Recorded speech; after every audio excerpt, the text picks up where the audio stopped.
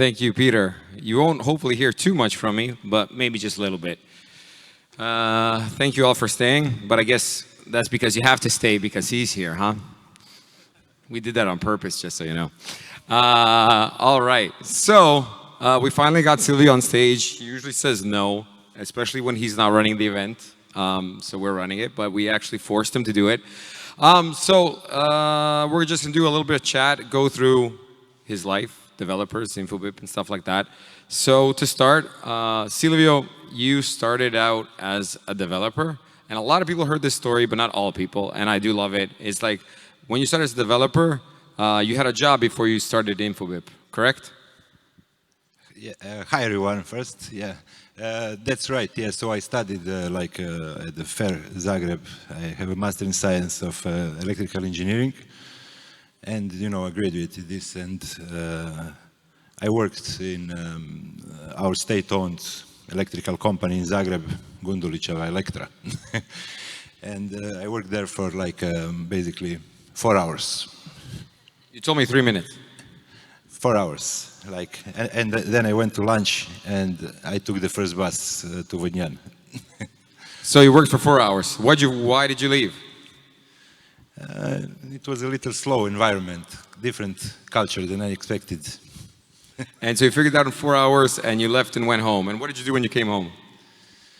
So I started basically developing the first, let's say, for the whole my career, and today what Infobip does, it's everything around communication, enabling different businesses how to better communicate with their end users. And that's the first project that I was doing I was doing with some friends from university, the virtual community for Vodnjan, of course, in 2001. And then we launched this project in 2002, and then failed. And then I went to work there. So you failed too?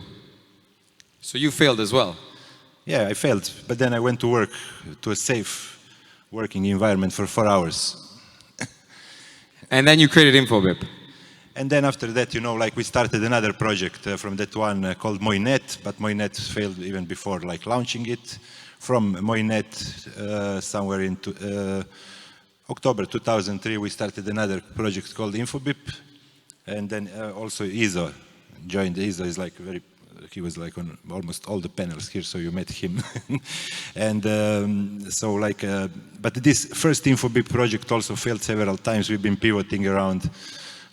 Before we've been having a web application, and we've been offering these communication services to businesses and users, but this was not scalable. End of 2005, we pivoted for the 6th, 7th time. All these other projects failed, of course, and we became a platform, and our customers were consuming us through APIs, and that's when we started really to scale exponentially the organization.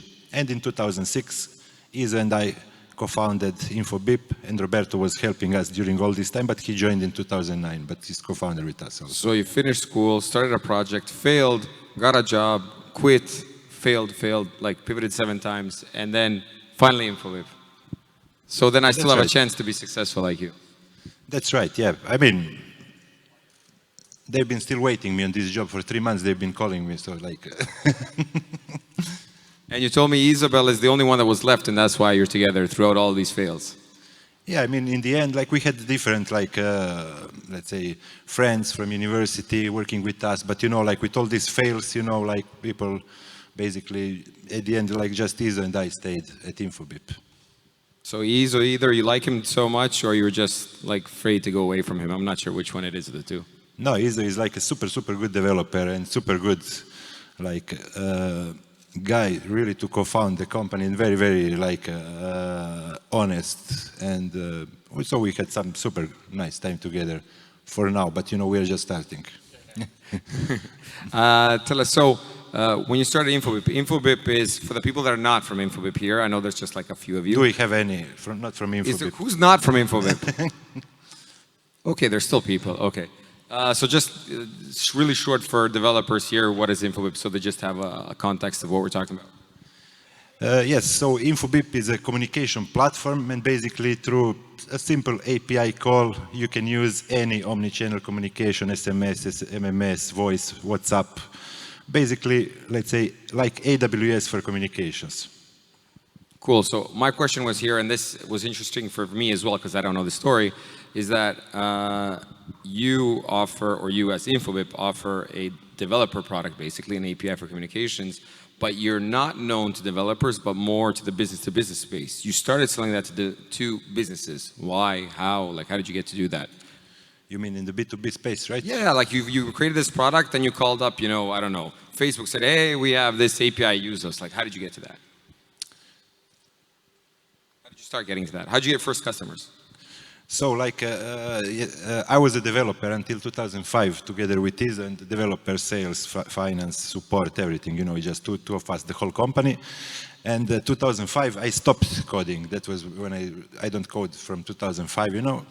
And, you know, but basically then I started to work just sales and these other things, but it's most focused on sales because like this was almost when we, almost when we decided not to work anymore on this project, Tiz and I, because it was not... you almost turned it off, like Infobip. Yeah, that's right. Yeah, and I was sending like basically a lot of mails in, I remember it was like July, August, I contacted 2,000 companies and I had my CRM in Excel, you know, like with the dates and everything.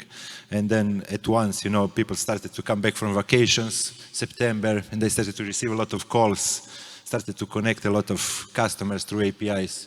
And at once, you know, we started to earn like 10 times more than before. And you're like, oh my God, we're making money. That's right. Yeah, we just started to exponentially, really exponentially grow.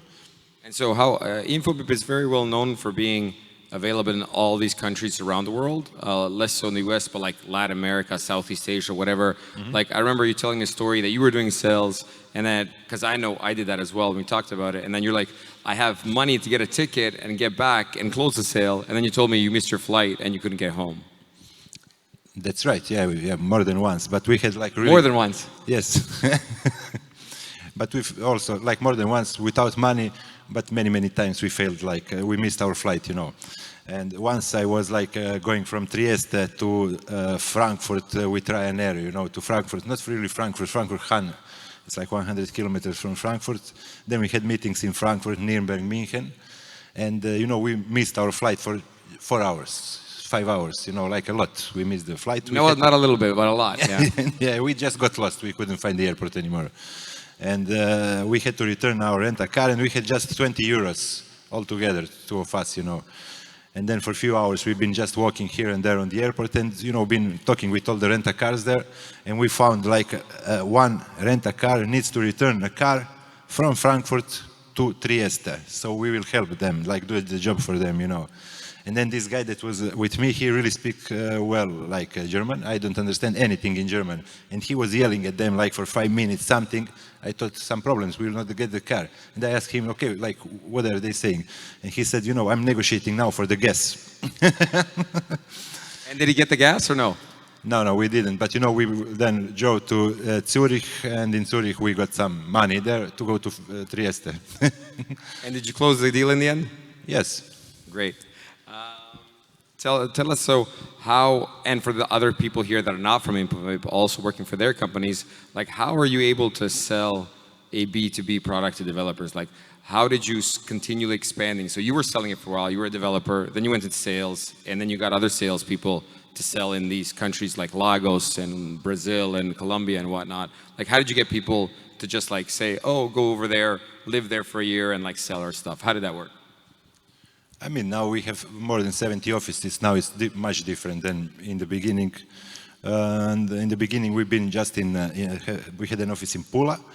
And so we had around 10 sales when we started our international expansion. And so like we've been just inviting one by one in a conference room, like another colleague and I. And like we had like really nice pictures, you know, like, okay, Milano, very nice city. Paris, nice city, and another guy going to Paris, Madrid, and this guy also liked Real Madrid, so it was easy for him to go there. Another one, London, Stockholm, but you know, then it was more difficult to find nice pictures like Mumbai. Who will go to Lagos, you know? But we found some nice pictures, so we sent all of them like to open offices there. So you sold the salespeople to go sell in other places? Yeah, and then we started offices. Some offices again failed, some are like been successful from the start, but still we have in all these locations offices. Then from Dubai, you know, we open new offices. This was summer 2008. And 2010, then we had already offices in India, Middle East, Russia, all around Africa, you know. And in 2010, then we opened like offices in, like the first office, Buenos Aires in Latin America, first office Kuala Lumpur for Asia Pacific, and from both offices we started our like Asia Pacific and Latin American operations. And how did you, if someone's starting a company now and wants to go international expansion, like what would you tell them? How can they find someone to sell such a technical product on the other side of the world? Like, how do you find that? Email, LinkedIn, you know, like just you find email them. But were they all from Istria, the salespeople you sent? In the beginning, Yeah, 2008, in the beginning. yes. Yeah. Oh, great. So you got people that were locally, and then you told them this cool story, and you said, off you go. Yes, we had like, I don't know, like 6, 7 from Vodnyan, like handling Asia Pacific, Latin America, some country managers, my neighbors in Vodnyan. So you knocked on the door, hey, Ari, what are you doing now? Nothing. You want to fly over to Mumbai and sell communications. And how was that sale work? Like, what was the value? How were you able to sell? Like, Infobip has Fortune 500 companies, whatever, using it. Like, what is that sales pitch? Why are you guys, so good at that? So you're with us, Brazil, right? Yeah, I'm in the context of interviewing. Yeah, so like, you know, like in 2006, let's say, then we've been like having different strategies, you know, like from 2006 to 2010, basically, we've been working mainly with other companies from our industry and providing them infrastructure. We have deployed and we have developed our telecom infrastructure, deployed this infrastructure in many operators all around the world. That's why we've been traveling all around. And this was our first, let's say, product, you know, the infrastructure and the APIs on that. After 2010, then we started to focus like really on the B2B segment. 2011, we acquired WhatsApp. Then like one person from WhatsApp went into Uber, then Uber called us, they want to work with us. Facebook acquired WhatsApp, they called us, they want to work with us. It was referral in Silicon Valley. Referral in Silicon Valley. Yeah. And so up until about a year ago, so now in the context of developers and being at a developer conference, Infobip was always selling to B2B. And up to a year ago, you couldn't even sign up like self-service as an end user developer to use that. And now Infobip is going towards developers directly. Why now all the way back? So you're a developer, as developer selling a developer product, you went into B2B, you took over that space, and now back to developers. Why are developers important to you? Developers are good people.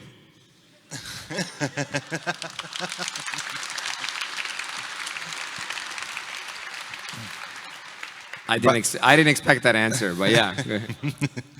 No, and but you know, like let's say 80-90% of the consumption of our services are already today through APIs.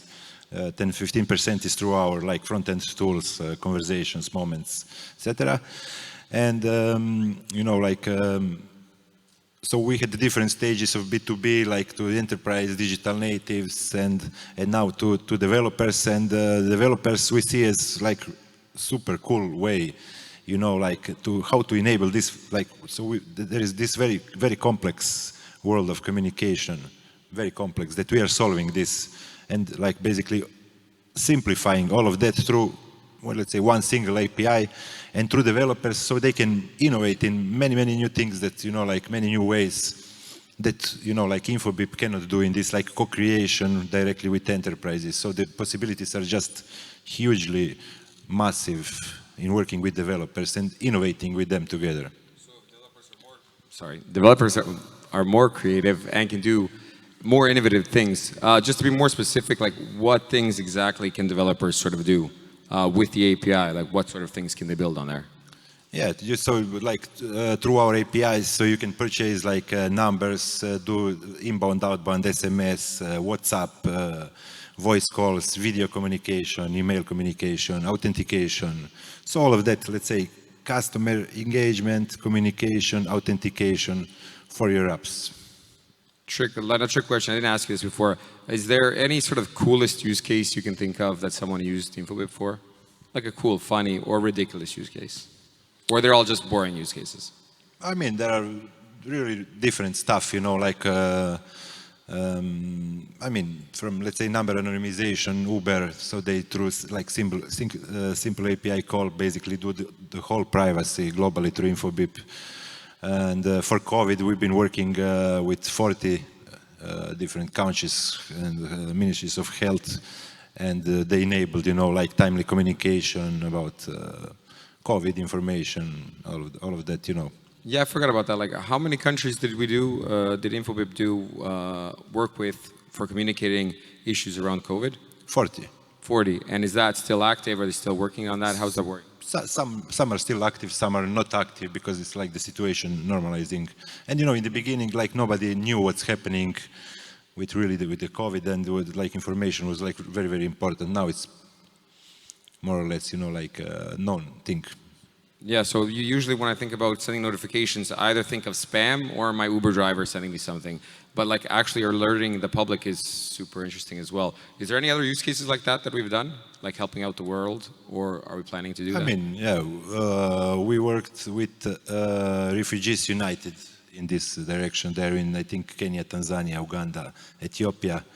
And, like some developers from Kenya, like they implemented SMS, USSD communication, because there are a lot of refugees basically, and disconnected families. And through this platform, they connected 40,000 families, because they've been sharing their mobile phone where they are like changing locations. So they've been just borrowing like the mobile phone and sending their data into the database. And this platform connected 40,000 families about 2 years ago. I don't have the latest numbers now, but. And these are the types of things now when you open up towards developers that they can build on their own with the API. That's right. Yeah. Correct.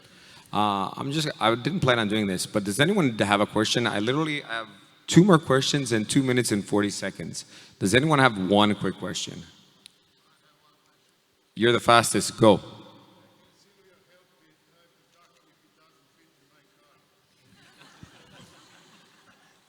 You're going to where?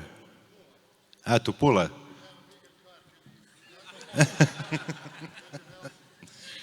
Okay.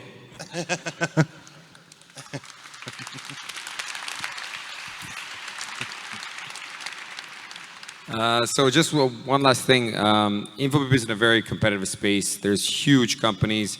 Everyone's going after all the same markets.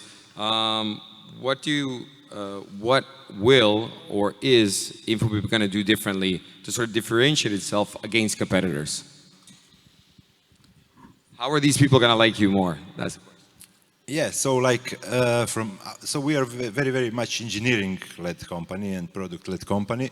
So we implemented in this CPaaS, communication platform as a service, a different approach of full stack, so that we really control the whole technology and built with this like going everywhere around the world, by far the largest network. So we control this technology.